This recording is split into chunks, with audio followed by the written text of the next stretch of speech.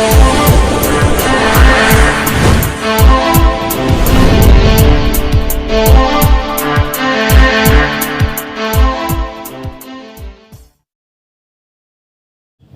हिंद। जी Ganga class में आपका स्वागत है।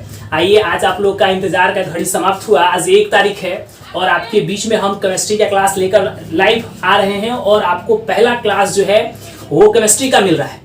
केमिस्ट्री की क्लास जो है आपको पता होना चाहिए कि 1 तारीख को स्टार्ट करने के लिए तो बोल दिए थे, लेकिन संजोग से हम पटना से अपने घर के तरफ आ गए थे। सिवान जिला हमारा घर है, वहां चले आए थे। फिर भी हमने बहुत ही मेहनत करके आपको फिर से यहाँ पे घर पे सेटअप बैठाया और तब जाके आपके लिए केमिस्ट्री की क्लास जो है वो हम आपके बीच में लेके आ रहे हैं। इसमें मेरा बहुत मेहनत लगा है, इसलिए आप लोग ऐसे ही हमारा साथ देते रहिएगा। हम आपको एकदम पूरा का पूरा सिलेबस जो है वो कंप्लीट करके देंगे। चलिए, एक फिर और 1-2 चीजें जो है वो आपको हम बताते चले कि केमिस्ट्री की क्लास तो चलेगी ही। आज से आपका पर डे का जो नोट्स होगा वो डिस्क्रिप्शन में मिल जाएगा। साथ ही साथ हम आपको ये भी बता दें कि फिजिक्स का जो चैप्टर समाप्त हुआ था उसका नोट्स जो है वो पूर्णतः कंप्लीट हो गया है और वो भी केमिस्ट्री की जो क्लास है ये है, इसके डिस्क्रिप्शन में वो भी नोट्स मिल जाएगा। मतलब दोनों नोट्स आपको मिल जाएगा। जैसे नीचे जाइएगा तो क्लास नोट्स भी लिखा रहेगा और फिजिक्स नोट्स भी लिखा रहेगा, तो आप दोनों में से अपना दोनों को डाउनलोड कर लीजिएगा। फिजिक्स का पूर्णतः कंप्लीट हो चुका है और केमिस्ट्री की क्लास आज जो चलेगी उसका रहेगा। साथ ही साथ हम आपको ये भी बता दें कि फिजिक्स की जो नोट्स कंप्लीट हो गया, फर्स्ट चैप्टर आप पूर्णतः कंप्लीट कर लिए हैं, तो उसका टेस्ट पेपर जो होगा, अगला जो वीडियो आएगा केमिस्ट्री का, उसके डिस्क्रिप्शन में टेस्ट पेपर भी हम अपलोड करेंगे और वहां से आप डाउनलोड करके आप क्वेश्चन को सॉल्व करके देखिएगा कि आपसे कितना सॉल्व हो रहा है और नहीं हो रहा है। ठीक है, और इतना सारा करने के बाद हम लोग आगे बायोलॉजी की तरफ भी बढ़ेंगे, लेकिन अभी तत्काल केमिस्ट्री क्लास हम लाइव कर रहे हैं। केमिस्ट्री में देखिए आपका पहला जो चैप्टर है उसमें आपको पता होना चाहिए कि हम लोग का पहला चैप्टर में जो पढ़ना है वो पढ़ना है किसके बारे में, तो रासायनिक अभिक्रियाएं एवं समीकरण के बारे में हम लोग को पढ़ना है कि रासायनिक अभिक्रिया क्या होता है और साथ ही साथ जानना है कि ये समीकरण क्या होता है। देखिए, सबसे पहले थोड़ा सा इस वर्ड के बारे में समझते हैं कि ये रासायनिक अभिक्रियाएं वर्ड जो है वो क्या है। देखिए, आप लोग 7-8 क्लास में थे तो वहां पे 2 चीज पढ़े थे, एक भौतिक परिवर्तन और एक रासायनिक परिवर्तन। वहां पे थोड़ा बहुत रासायनिक परिवर्तन जब पढ़े होंगे तो वहां पे आपको याद होगा, सर लोग वहां पे बताए होंगे कि क्या होता है कि वैसी अभिक्रिया होती है या वैसा परिवर्तन होता है जिसमें पहली वस्तु जो होती है जब दूसरे वस्तु में कन्वर्ट हो जाए तो पुनः दूसरी वस्तु पहली अवस्था में नहीं आती है। जैसे हम लोग भोजन करते हैं तो जैसे ही रोटी को चढ़ा के आप खा जाइए, उसके बाद बोलेंगे कि नहीं उसको निकालिए और रोटी बना के दिखाइए या उसको आटा बना के दिखाइए, तो आपको ये सर ये संभव नहीं है। तो ये संभव नहीं है क्योंकि वो कैसा था, तो आप कहिएगा सर ये रासायनिक परिवर्तन है, इसमें ऐसा काम नहीं होता है। तो थोड़ा बहुत आप रासायनिक वर्ड से आप वहां पे परिचित हो चुके हैं। यहां पे हम लोग को पढ़ना है रासायनिक अभिक्रिया के बारे में कि रासायनिक अभिक्रिया क्या होता है। अच्छा, रासायनिक अभिक्रिया समझने से पहले थोड़ा सा हम आपसे बात करते हैं। आप लोग पकौड़ा जरूर खाए होंगे, पकौड़ा जरूर खाए होंगे, तो जरा कभी सोचिए कि वो पकौड़ा बनाता किस चीज का है। तो आप लोग कहिएगा कि सर उसके लिए तो वो बेसन लाता है, नमक लाता है, फिर हल्दी, प्याज और भी बहुत तरह की चीजें डालता है, फिर उसको क्या करता है जी एक तरह से लेप बनाता है, फिर उसको तेल में, गर्म तेल जो होता है उसमें डालता है, फिर उसके बाद पकौड़ा बनता है। हमको लगे कि क्या वो जब खाते हैं तो आपको बेसन का स्वाद आता है, तो कहिएगा सर बेसन का स्वाद, ऐसे बेसन खाएंगे तो उसका अलग स्वाद होता है, पकौड़ा का अलग स्वाद होता है। तो हम कहेंगे अच्छा तो नमक, तो कहिएगा सर नमक आता है, लेकिन अगर हम कहें कि क्या एकदम श्योर मतलब जैसे मतलब अलग से नमक खाएं और उसके बाद बेसन को फाँक लें और उसके बाद से पानी पिए वैसा और पकौड़ा को खाइए, दोनों में सेम एक ही जैसा आपको गुण महसूस होगा या स्वाद आएगा, तब कहिएगा नहीं सर पकौड़ा बिल्कुल उससे अलग रहता है। तो जरा ध्यान से देखिए, कुछ चीज हम लोग आपस में मिलाए और मिला के बाद एक नया पदार्थ बनाए और उस जैसे ही नया पदार्थ बनाए तो हमने उसका नाम भी बदल दिया। अब हम उसको बेसन, नमक और प्याज नहीं बोल रहे हैं, हम उसको पकौड़ा बोल रहे हैं। यानी कुछ पदार्थ आपस में मिलाए और एक नया पदार्थ बनाए, और नया पदार्थ क्या था, तो पहले वाले से बिल्कुल अलग था। यानी पहले वाला बेसन, नमक, इन सब से उसका गुण क्या है, अलग है। यानी कहीं ना कहीं ये बात आपको समझ में आ रही होगी कि कुछ पदार्थ अगर आपस में मिले और एक नए पदार्थ का निर्माण करें जो पहले वाले पदार्थ के गुण से क्या हो, बिल्कुल अलग हो, तो वही तो हमारा क्या कहलाता है, रासायनिक अभिक्रिया कहलाता है, जिसको आप जानते हैं, बस आपको दिमाग में कंसेप्ट आता नहीं है। देखिए, रासायनिक अभिक्रिया वही होता है कि जब क्या होता है, कोई पदार्थ अकेले या दूसरे पदार्थ से मिलकर एक नए पदार्थ का क्या करे, निर्माण करे। जिसका गुण जो होना चाहिए पहले वाले पदार्थ के गुण से बिल्कुल क्या हो, अलग हो, तो उसे रासायनिक अभिक्रिया कहते हैं। जैसे देखिए आप लोग को हम रासायनिक अभिक्रिया यहाँ पे समझा रहे हैं। जैसे यहाँ पे हमने परिभाषा जो लिखा है उसको ध्यान से समझिएगा। हमने कहा रासायनिक अभिक्रिया क्या है, तो हमने कहा कि जब कोई पदार्थ क्या करे, अकेले अथवा किसी दूसरे पदार्थ के साथ क्या करता है, क्रिया करके एक या एक से अधिक भिन्न गुण वाले क्या करे, नए पदार्थों का निर्माण करता है, तब उसे हम लोग क्या कहते हैं, रासायनिक अभिक्रिया कहते हैं। देखिए हमने वही कहा ना कि क्या होता है कि जब कोई पदार्थ क्या करता है, अकेले या किसी दूसरे पदार्थ से मिलने के बाद और क्या करे, नए पदार्थ का निर्माण करे, लेकिन उसका गुण पहले वाले पदार्थ के गुण से बिल्कुल क्या होना चाहिए, अलग होना चाहिए, तब उसे हम लोग क्या कहते हैं, रासायनिक अभिक्रिया कहते हैं। चलिए इसका थोड़ा सा एक एग्जांपल देते हैं कि जैसे समझिए यहाँ पे अगर हम यहाँ पे लिख दें हाइड्रोजन और प्लस में लिख दें ऑक्सीजन, हाइड्रोजन और ऑक्सीजन, और इन दोनों को आपस में मिलाएं, तो आपको पता होना चाहिए कि ये मिलकर क्या बनाते हैं, तो जल बनाते हैं। जरा ध्यान से समझिए, हमने कहा कि क्या होता है, यहाँ पे एक हाइड्रोजन एक अलग पदार्थ, यहाँ ऑक्सीजन अलग पदार्थ, और दोनों आपस में क्या हुआ, मिला, और मिलने के बाद से एक नए पदार्थ का निर्माण किया जिसका गुण जो है इन दोनों से बिल्कुल क्या है, अलग है। क्या आप कभी पानी पीते हैं तो आपको हाइड्रोजन का स्वाद आता है, या कभी आपको ऑक्सीजन का स्वाद आता है? ऐसा नहीं है। आपको पानी पीते हो तब पानी का स्वाद आता होगा, ऑक्सीजन और हाइड्रोजन का स्वाद नहीं आता होगा। इसका मतलब स्पष्ट है कि भाई हाइड्रोजन और ऑक्सीजन आपस में मिलते हैं तो एक पदार्थ का निर्माण तो करते हैं, जल का निर्माण तो करते हैं, लेकिन इसका गुण जो होता है इन दोनों के गुण से बिल्कुल क्या होता है, अलग होता है। तो इसे ही तो हम लोग क्या कहते हैं, रासायनिक अभिक्रिया कहते हैं। चलिए एक और एग्जांपल लेते हैं। अगर हम यहाँ पे ले लें कार्बन और प्लस में ऑक्सीजन, कार्बन और ऑक्सीजन, और ये आपस में मिलता है तो निर्माण कर देता है कार्बन डाइऑक्साइड।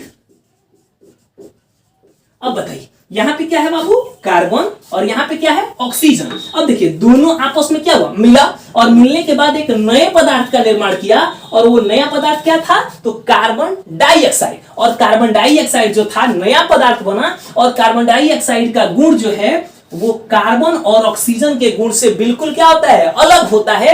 इन दोनों के गुण से इसका गुण बिल्कुल अलग है, इनमें कहीं भी कोई भी समानता नहीं पाई जाती है। तो देखिए वही तो परिभाषा भी था कि जब दो या दो से अधिक पदार्थ आपस में क्या करें, मिले, और एक नए पदार्थ का क्या करें, निर्माण करें, जिसका गुण पहले वाले पदार्थ के गुण से बिल्कुल क्या हो, अलग हो, तो उसे हम लोग क्या कहते हैं, रासायनिक अभिक्रिया कहते हैं।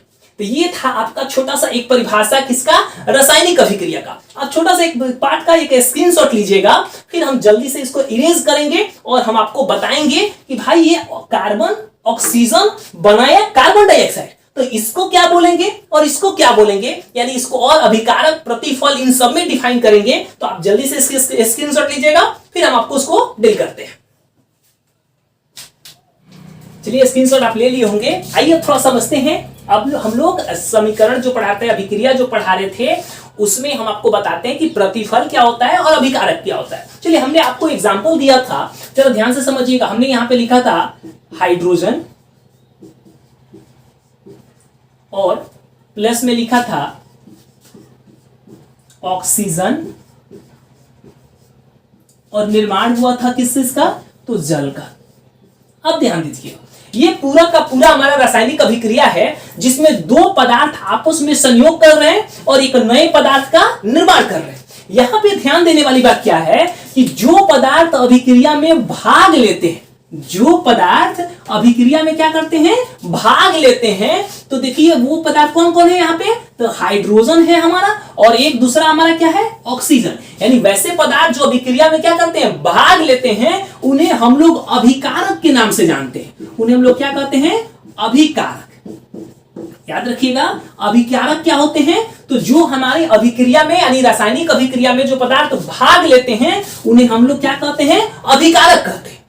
तो ऐसे पदार्थ जिनका अभिक्रिया के दौरान क्या हो, निर्माण होता हो। जैसे देखिए यहाँ पे किस का निर्माण हुआ है, अब ध्यान दीजिएगा कि किसका, जल का। तो जो निर्माण होता है ना, इसको हम लोग प्रतिफल कहते हैं। क्या कहते हैं? प्रतिफल। कहीं कहीं पे ये आपको उत्पाद भी लिखा रहेगा, यानी इसका क्या हुआ है? उत्पाद। यानी दो वर्ड मिलता है, प्रतिफल और उत्पाद। तो याद रखिएगा, यहां पे ध्यान से एक बार फिर से समझिएगा। हमने क्या कहा कि रासायनिक अभिक्रिया में जो पदार्थ भाग लेते हैं उन्हें हम लोग अभिकारक के नाम से जानते हैं, और रासायनिक अभिक्रिया के फलस्वरूप जिस पदार्थ का निर्माण होता है उस पदार्थ को हम लोग प्रतिफल या उत्पाद के नाम से जानते हैं। जैसे एक और एग्जांपल हम आपको दिया था, वहां पे हम आपको लिखे थे, देखिएगा ध्यान से, वहां लिखे थे हम कार्बन, प्लस में लिखे थे ऑक्सीजन, कार्बन और ऑक्सीजन, और निर्माण हुआ था किसका? तो कार्बन डाइऑक्साइड का, कार्बन डाइऑक्साइड। अब देखिए, अभी आपको समझ में आ गया होगा। अब तुरंत देख के बता दीजिएगा कि सर कार्बन और ऑक्सीजन जो है वो हमारे लिए क्या है? अभिकारक हैं, क्योंकि ये अभिक्रिया में क्या कर रहे हैं? भाग ले रहे हैं। जबकि कार्बन डाइऑक्साइड जो है ये हमारे लिए क्या है? प्रतिफल है, क्योंकि इसका निर्माण हो रहा है। तो याद रखिएगा, अभिकारक क्या होते हैं? जो अभिक्रिया में भाग ले, और प्रतिफल क्या होते हैं? तो जो रासायनिक अभिक्रिया के दौरान जिस पदार्थ का निर्माण होता है वो हमारा प्रतिफल होता है। अब आप बताइएगा कि बेसन, नमक, प्याज, ये सब को मिलाकर और आप लोग क्या बनाए थे? पकौड़ा बनाए थे। अब बताइए, बेसन, नमक, प्याज, ये सब क्या है? तो ये सब आपके लिए क्या होगा? अभिकारक। और पकौड़ा क्या है जी? तो वो प्रतिफल है। तो आपको समझ में आ रहा होगा कि प्रतिफल क्या है और अभिकारक क्या है। यानी आपको लास्ट में क्या मिला था? तो पकौड़ा मिला था, तो पकौड़ा प्रतिफल कहलाएगा या उत्पाद कहलाएगा। और कौन कौन से पदार्थ उसमें भाग लिए थे? तो हमने कहा था कि आपका बेसन लिया था, नमक लिया था, आप लोग प्याज डाले थे, ये सब जो लिए थे तो वो सब हमारा क्या कहलाएगा? अभिकारक। तो सेम टू सेम वही चीज हमने यहाँ पे बस समझाया है कि हाइड्रोजन और ऑक्सीजन मिलकर क्या बनाए हैं? जल बनाए हैं। तो हाइड्रोजन और ऑक्सीजन अभिकारक कहलाएंगे, जबकि जल जो होगा वो प्रतिफल या उत्पाद कहलाएगा। वैसे ही दूसरा एग्जांपल भी वही सेम टू सेम था। कार्बन और प्लस ऑक्सीजन क्या बनाया था मेरे बाबू? कार्बन डाइऑक्साइड बनाया था, जहां कार्बन और ऑक्सीजन जो है वो क्या है? अभिकारक है, जबकि कार्बन डाइऑक्साइड जो है वो क्या कहलाएगा? प्रतिफल या उत्पाद के नाम से जाना जाएगा। तो ये था आपका थोड़ा सा रासायनिक अभिक्रिया में हमने आपको बताया कि अभिकारक क्या होते हैं और प्रतिफल क्या होता है। अब देखिए कि रासायनिक अभिक्रिया हो रही है तो कैसे पता चलेगा? रासायनिक अभिक्रिया अगर हो रही है तो आपको पता कैसे चलेगा कि रासायनिक अभिक्रिया हो रहा है? तो उसके लिए देखिएगा, कुछ ऐसा परिवर्तन होता है जिसके आधार पर हम लोग बताएंगे कि यहाँ पे रासायनिक अभिक्रिया हो रहा है। यानी उन कुछ चीजों को नोटिस करके, कुछ चीजों पर ध्यान रख के हम लोग बता सकते हैं कि रासायनिक अभिक्रिया हुआ है या नहीं हुआ है। तो जरा देखते हैं कि कौन कौन सा वो बात होगा, कौन कौन सी चीज पर हम लोग ध्यान देंगे जिससे हम लोग को पता चलेगा कि रासायनिक अभिक्रिया संपन्न हुई है या नहीं हुई है। देखिए, रासायनिक अभिक्रिया जो संपन्न हुई या नहीं हुई है, इसके लिए सबसे इंपॉर्टेंट, सबसे पहला पार्ट जो होता है वो याद रखेगा, अवस्था में परिवर्तन। यहां हम लिख देते हैं अवस्था में परिवर्तन। अब देखिए, अवस्था में परिवर्तन का मतलब समझिएगा। अवस्था का मतलब आप लोग पढ़े, अवस्था आप लोग पढ़े होंगे ठोस, द्रव और गैस, पढ़े ना? ठोस, द्रव और गैस के बारे में पढ़े होंगे। अब बताइए, यहाँ पे जैसे ही रासायनिक अभिक्रिया होगा ना, तो हो सकता है कि उसकी अवस्था में क्या हो जाए? परिवर्तन हो जाए। यानी जो अभिकारक है वो मान लीजिए कि अगर ठोस अवस्था में है तो प्रतिफल हो सकता है किसमें मिले? लिक्विड के रूप में मिले। या अभिकारक अगर लिक्विड के रूप में है तो प्रतिफल ठोस के रूप में मिले या गैस के रूप में मिले। यानी रासायनिक अभिक्रिया की जानकारी के लिए हम आपको बता दें कि उसमें क्या हो सकता है? उसके अवस्था में परिवर्तन हो सकता है। ठीक है, तो एक चीज नोटिस करने के लिए हो गया क्या? रासायनिक अभिक्रिया का अगर पता करना है तो उसमें क्या परिवर्तन हो सकता है? तो अवस्था में परिवर्तन हो सकता है। दूसरा चीज याद रखिएगा, रंग में परिवर्तन। दूसरा हम आपको बताते चलें, रंग में परिवर्तन। ये रहा आपका रंग में परिवर्तन। रासायनिक अभिक्रिया जो होता है ना, तो हो सकता है कि उसमें रंग में भी क्या हो जाए? परिवर्तन हो जाए। माने अभिकारक जो है किसी और रंग का हो और प्रतिफल जो बने वो किसी और रंग का भी हो सकता है। यानी रासायनिक अभिक्रिया के दौरान अवस्था में भी परिवर्तन हो सकता है, साथ ही साथ रंग में भी परिवर्तन हो सकता है। अगर अगर सबका एग्जाम्पल की बात करें तो वो अभी आपको समझ में नहीं आएगा। जैसे जैसे थोड़ा सा चैप्टर को हम आगे बढ़ाएंगे, हम सबका एग्जाम्पल देते जाएंगे और वहां बताते चलेंगे कि देखिए मेरे बाबू यहाँ अवस्था में परिवर्तन हो गया, यहाँ रंग में परिवर्तन हो गया। बस अभी आपको क्या करना है, थोड़ा थोड़ा याद करते चलना है। कैसे? तो पहला याद रखना है किसमें, अवस्था में परिवर्तन। दूसरा हमने क्या बताया, रंग में परिवर्तन। अगर तीसरा की हम लोग बात करें तो याद रखिएगा गैस का निर्माण या उत्पत्ति भी आप लिख सकते हैं। याद देखिए तीसरा चीज हमने क्या कहा कि गैस का निर्माण, यानी रासायनिक अभिक्रिया होता है तो उस दौरान गैस का भी निर्माण हो सकता है। तो तीन चीज यहां पे हो गया, अवस्था में परिवर्तन, गैस में यानी गैस का निर्माण, और रंग में परिवर्तन। ये तीन चीज हो गया। अवक्षेप का बनना, याद रखिएगा चौथा परिवर्तन हो सकता है अवक्षेप का बनना। अवक्षेप का मतलब सीधे से समझिएगा कि एक्स्ट्रा मटेरियल जो बनता है ना, लास्ट में कुछ बच जाता है जिसको हम लोग कहते हैं ना, वही चीज अवक्षेप का होता है, बनना होता है। यानी रासायनिक अभिक्रिया होती है तो हो सकता है कि कुछ फायदेमंद या कुछ लाभदायक चीज बने और लास्ट में कुछ अवशेष बच जाए, तो उसी को हम लोग कहते हैं अवक्षेप का बनना। तो याद रखिएगा क्या क्या, अवस्था में परिवर्तन, रंग में परिवर्तन, गैस का निर्माण, अवक्षेप का बनना, साथ ही साथ आपको पांचवा याद रखिएगा ताप में परिवर्तन। ताप में परिवर्तन। तो देखिए ये लगभग 5 आपका मुख्य पॉइंट हुआ जिसके आधार पर आप बता सकते हैं कि रासायनिक अभिक्रिया हुई है या नहीं हुई है। तो याद रखिएगा 5 अवस्थाओं में आपको सबसे इंपॉर्टेंट हमने बता दिया क्या हो सकता है उसके, अवस्था में परिवर्तन, रंग में परिवर्तन, गैस का निर्माण हो सकता है, अवक्षेप का बनना और ताप में परिवर्तन। ये 5 ऐसी सूचनाएं हैं जिसके आधार पर हम लोग बता सकते हैं कि रासायनिक अभिक्रिया हुई है या नहीं हुई है। तो आप इसका भी छोटा सा स्क्रीनशॉट ले लीजिए ताकि आपको रिवीजन करने में आसानी होगा। फिर हम इसके आगे बताते हैं। देखिए स्क्रीनशॉट आप लोग ले लिए होंगे। अच्छा, अभी तक हमने आपको क्या क्या बताया, तो हमने बताया रासायनिक अभिक्रिया के बारे में, अभिकारक के बारे में, प्रतिफल के बारे में, साथ ही साथ हमने बताया कि रासायनिक अभिक्रिया होती है तो कैसे हमें सूचना मिलती है। तो हमने आपको बता दिया था कि अवस्था में परिवर्तन हो सकता है, ताप में परिवर्तन हो सकता है, रंग में परिवर्तन हो सकता है, गैस का निर्माण हो सकता है या अवक्षेप का निर्माण हो सकता है। ये 5 तरह की सूचनाओं के आधार पर हमें पता चल पाता है कि रासायनिक अभिक्रिया हुई है या नहीं हुई है। लेकिन जरा सोचिए कि अगर रासायनिक अभिक्रिया होती है, चलिए हमने आपको एक एग्जांपल दिया कि भाई हाइड्रोजन और ऑक्सीजन जो होता है मिलता है तो जल का निर्माण करता है। अच्छा, अगर हम इसको लिखना हो तो कैसे लिखा जाता था, पहले जरा देखिएगा, ऐसे लिखा जाता हाइड्रोजन और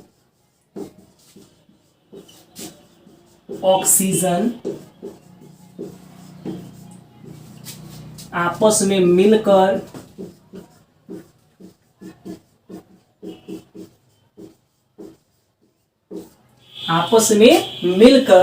जल का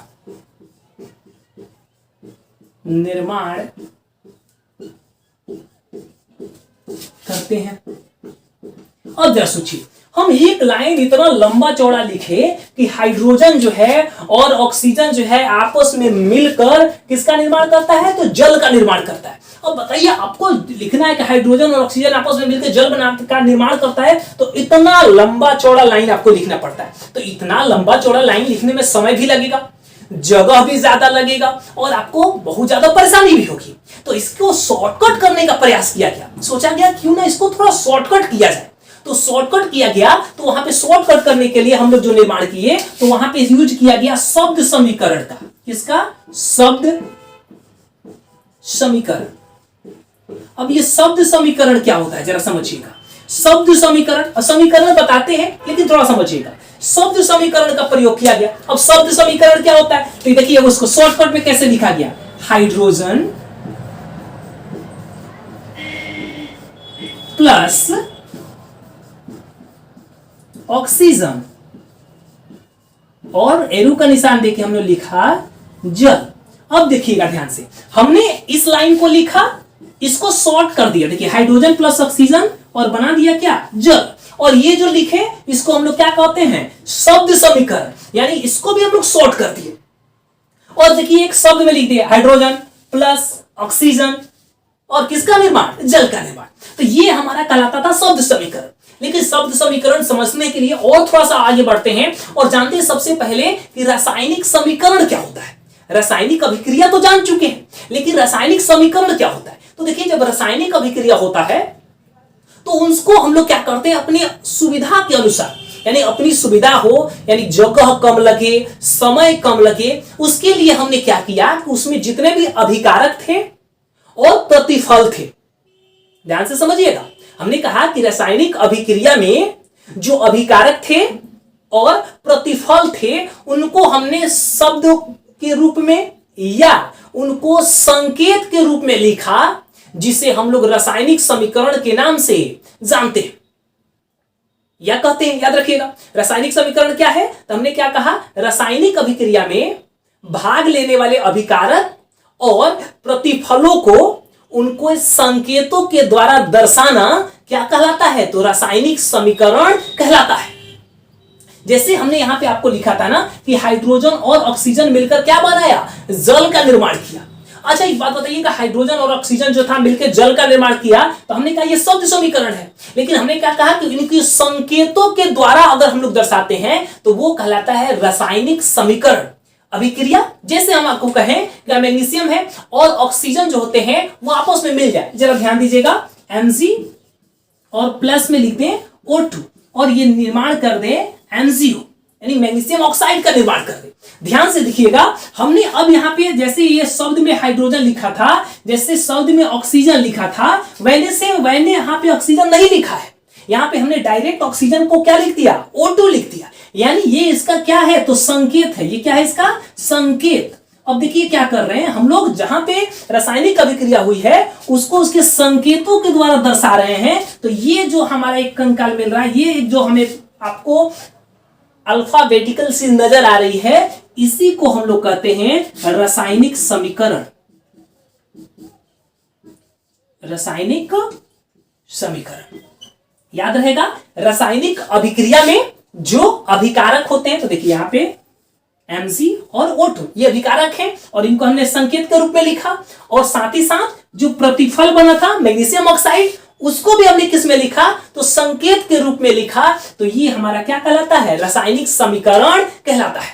तो एक बार ध्यान से समझिएगा, रासायनिक समीकरण क्या है? तो हमने कहा कि रासायनिक अभिक्रिया में भाग लेने वाले अभिकारकों और प्रतिफलों को उनके संकेत के रूप में दर्शाना रासायनिक समीकरण कहलाता है।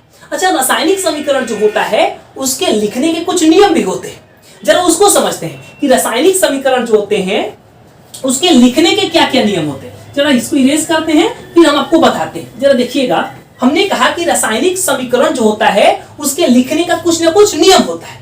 अच्छा, ये रासायनिक समीकरण के लिखने के क्या नियम होते हैं, जरा उसको समझते हैं। जरा अगर हमने यहाँ पे लिख दिया था, थोड़ा देर समझिएगा, Mg प्लस O2 = MgO, यही ना हमने लिखा था। और हमने आपको कहा था कि देखिए ये क्या है, तो ये रासायनिक समीकरण है, क्योंकि जो अभिक्रिया हुई थी उस अभिक्रिया को हम लोग क्या किए हैं? उसके संकेत के रूप में दर्शा दिए हैं।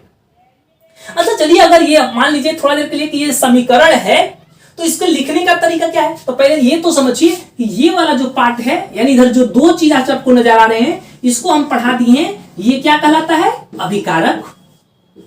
और ये अगर इधर की बात करें तो ये हमारा कहलाता है प्रतिफल। क्लियर? इतना समझ में आ रहा है? याद रखिएगा, रासायनिक समीकरण लिखने का जो नियम होता है, यानी रूल जो होता है, रूल नंबर फर्स्ट में याद रखिएगा, जब भी अभिकारक को लिखते हैं, यानी अभिकारक जो होंगे वो हमेशा बाएं ओर लिखा जाता है। बाईं ओर यानी बाएं तरफ उसको रखा जाता है। अभिकारक को हमेशा कहां रखा जाता है? बाईं ओर। देखिए ये कहां है? बाईं ओर है। जबकि प्रतिफल जो होता है, प्रतिफल को हमेशा हम लोग दाईं ओर लिखते हैं, यानी दाहिने हाथ की ओर। देखिए ये मेरा दाहिना हाथ है, तो हमारी तरफ देखिएगा क्या है? इधर प्रतिफल है, और बाईं तरफ क्या लिखा जाता है? अभिकारक को लिखा जाता है। तो रासायनिक समीकरण लिखने का ये नियम हम बता रहे हैं आपको कि अभिकारक को कहां लिखते हैं? बाईं ओर। प्रतिफल को कहां लिखते हैं? दाहिनी ओर। साथ ही साथ याद रखिएगा अभिकारकों के बीच में हमेशा धन का चिन्ह दिया जाता है, यानी जोड़ का चिन्ह का यूज किया जाता है। अब कभी भी आप ऐसे नहीं लिख सकते हैं Mg minus O2 equal to M0, ये सरासर गलत है। ये गलत है, क्यों गलत है? क्योंकि अभिकारक हो या प्रतिफल हो उसके बीच में हमेशा याद रखिएगा किसका चिन्ह का यूज करते हैं, तो हमेशा प्लस के चिन्ह का यूज किया जाता है। क्लियर? दो अभिकारकों के बीच में या दो प्रतिफलों के बीच में कौन से चिन्ह का प्रयोग करते हैं, तो प्लस चिन्ह का प्रयोग करते हैं।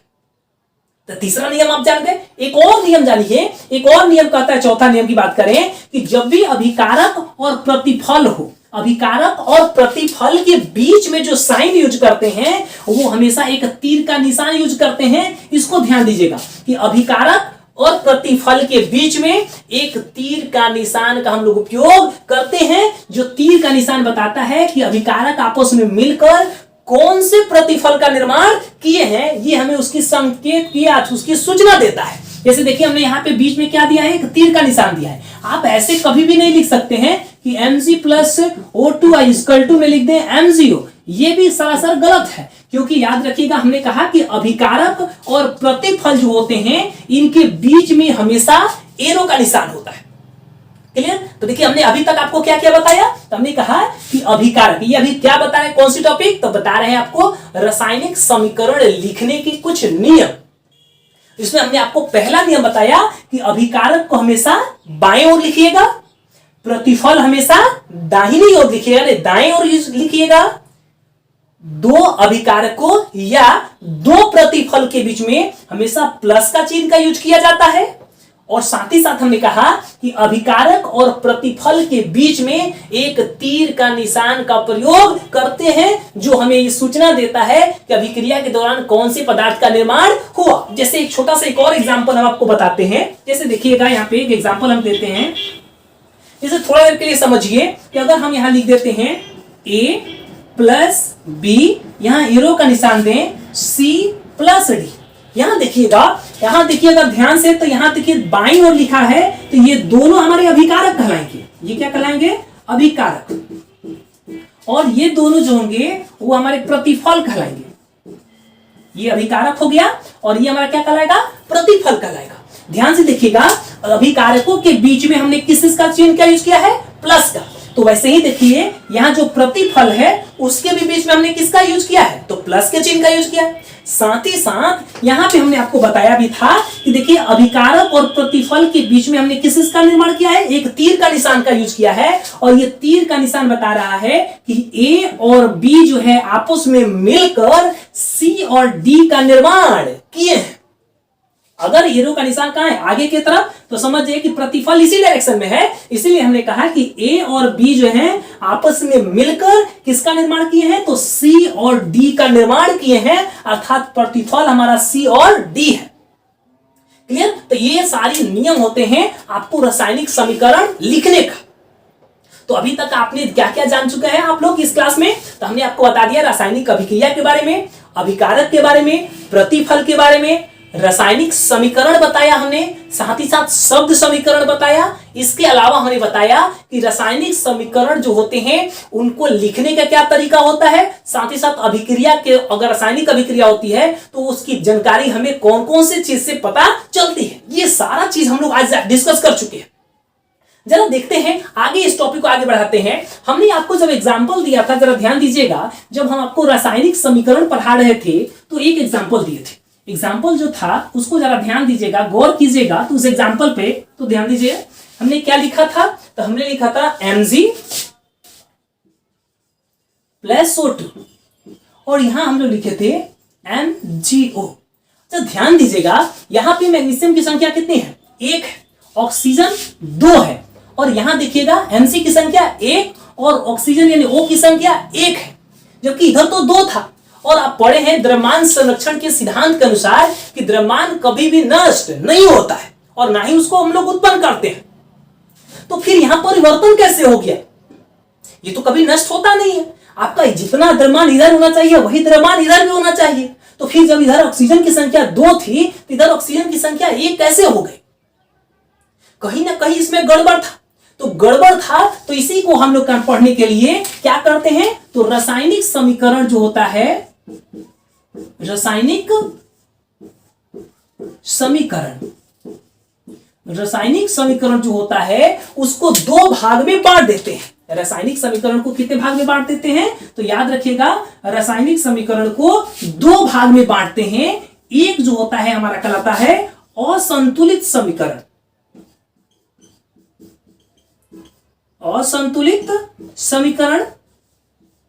और दूसरा जो होता है वो हमारा कहलाता है संतुलित समीकरण।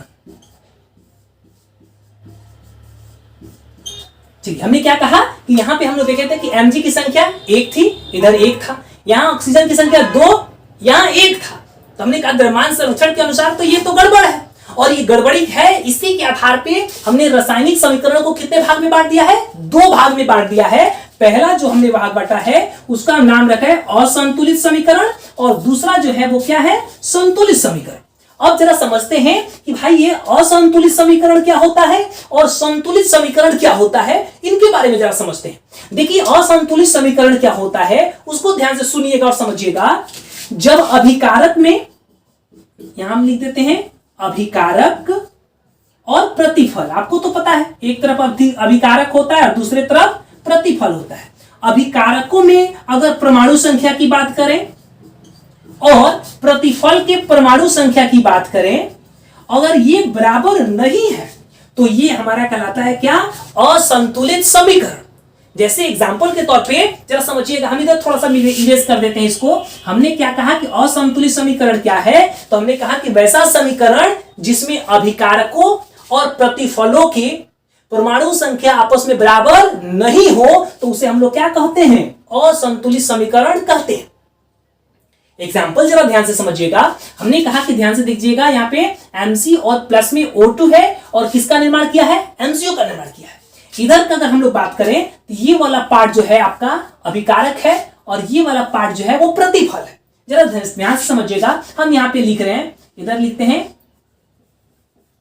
Mg, यहां लिख देते हैं O, यहां लिखिए अभिकारक, और यहां लिख देते हैं प्रतिफल। अच्छा अब देखिए Mg की अगर हम लोग बात करें इसकी संख्या का अभिकारक में, तो देखिए कितनी है, 1 है, तो यहां लिख देंगे 1। चलिए क्लियर। प्रतिफल में बात कीजिए तो Mg की संख्या भी यहां पे 1 है, तो लिख लीजिए 1, कोई दिक्कत नहीं है। अब देखिए ऑक्सीजन की संख्या यहां कितनी है, 2, तो लिख देंगे 2। यहां ऑक्सीजन की संख्या कितनी है, 1, तो यहां लिखेंगे 1। अब ध्यान से देखिए, क्या अभिकारक में परमाणु संख्या जो है और प्रतिफल में आपका परमाणु संख्या आपस में बराबर है, तो आप कहिएगा कि नहीं सर ये तो बराबर नहीं है, क्योंकि यहां तो चलिए बराबर है, लेकिन यहां 2 है और यहां पे क्या है, 1 है, यानी परमाणु संख्या आपस में बराबर नहीं है। और परमाणु संख्या जब बराबर नहीं होता है तो उसे हम लोग किस नाम से जानते हैं, तो असंतुलित समीकरण के नाम से जानते हैं। तो याद रहेगा असंतुलित समीकरण क्या है, तो वैसा रासायनिक समीकरण जिसमें अभिकारकों की परमाणु संख्या प्रतिफलों के परमाणु संख्या के बराबर न हो तो उसे हम लोग किस नाम से जानते हैं, तो असंतुलित समीकरण के नाम से जानते हैं। तो अब बारी आती है संतुलित समीकरण की। तो संतुलित समीकरण तो और आसान, आप तो समझ गए होंगे कि संतुलित समीकरण क्या होता है, तो वैसा समीकरण जिसमें अभिकारकों और प्रतिफलों की परमाणु संख्या आपस में क्या हो, बराबर हो, उसे हम लोग क्या कहते हैं, संतुलित समीकरण कहते हैं। और समीकरण को हमेशा संतुलित ही रखना चाहिए, क्योंकि द्रव्यमान संरक्षण का सिद्धांत आप जानते हैं कि द्रव्यमान ना तो नष्ट किया जा सकता है और ना ही उत्पन्न किया जा सकता है। तो इसलिए इस बात को याद रखिएगा कि समीकरण को हमेशा संतुलित करना बहुत ही अनिवार्य है और जरूरी है। समीकरण को हमेशा किस अवस्था में होना चाहिए, तो संतुलित अवस्था में होना चाहिए। तो संतुलित समीकरण क्या है उसका एक एग्जांपल देखते हैं, पहले उसको समझते हैं। चलिए इसको इरेज कर देते हैं।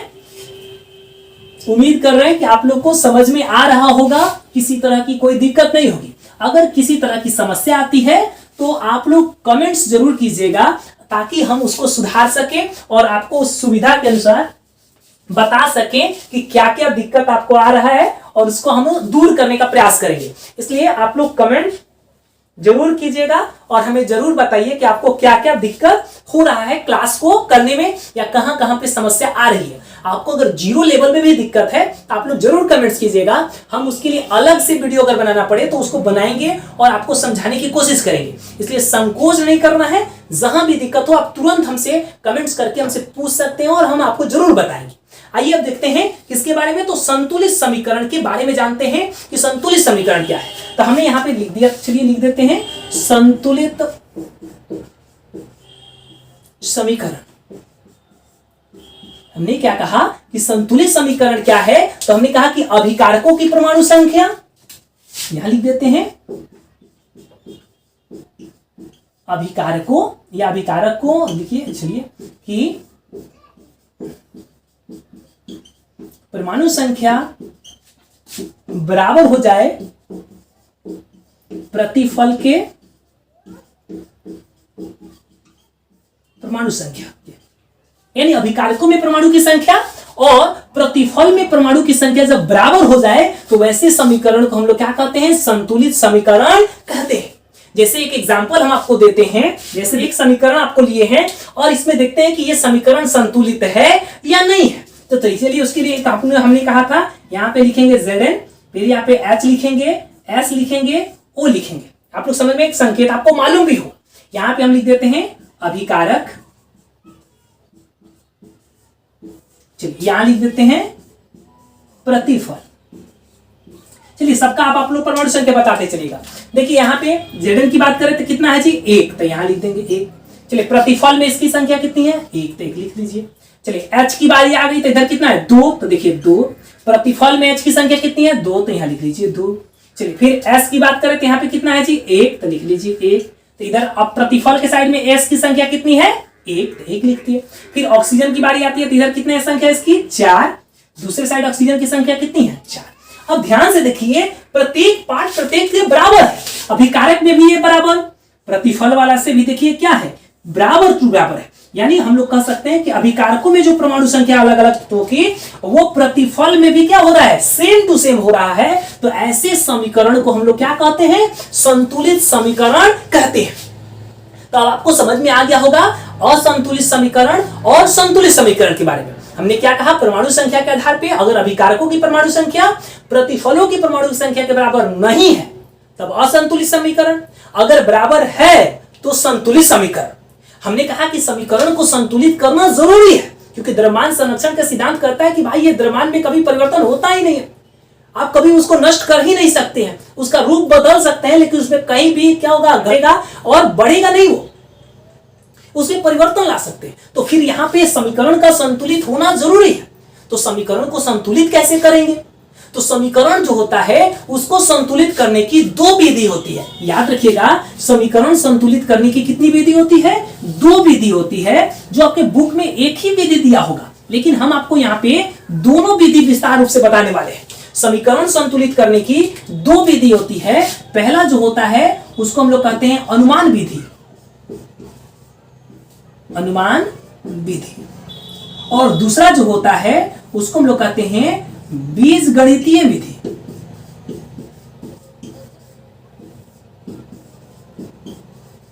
समीकरण संतुलित करने के कितने नियम होते हैं, तो 2 नियम से हम लोग कर सकते हैं समीकरण को संतुलित, एक अनुमान विधि से और दूसरा बीजगणितीय विधि से। लेकिन चूंकि ये जो टॉपिक है वो बहुत ही लंबा है, इसलिए हम लोग अगले क्लास में आपको हम बताएंगे अनुमान विधि से और साथ ही साथ बीजगणितीय विधि से। आज की क्लास में इतना ही रहने देते हैं। अगला क्लास बहुत ही महत्वपूर्ण है क्योंकि आपको अनुमान विधि तो सब जगह मिल जाएगा लेकिन बीजगणितीय विधि आपको जल्दी कोई बताएगा नहीं, इसलिए क्लास जरूर करिएगा क्योंकि हम ये दोनों विधि से आपको बताने वाले हैं। साथ ही साथ हम लोग आगे और डिस्कस करेंगे, आपके टॉपिक को आगे और लेके चलेंगे।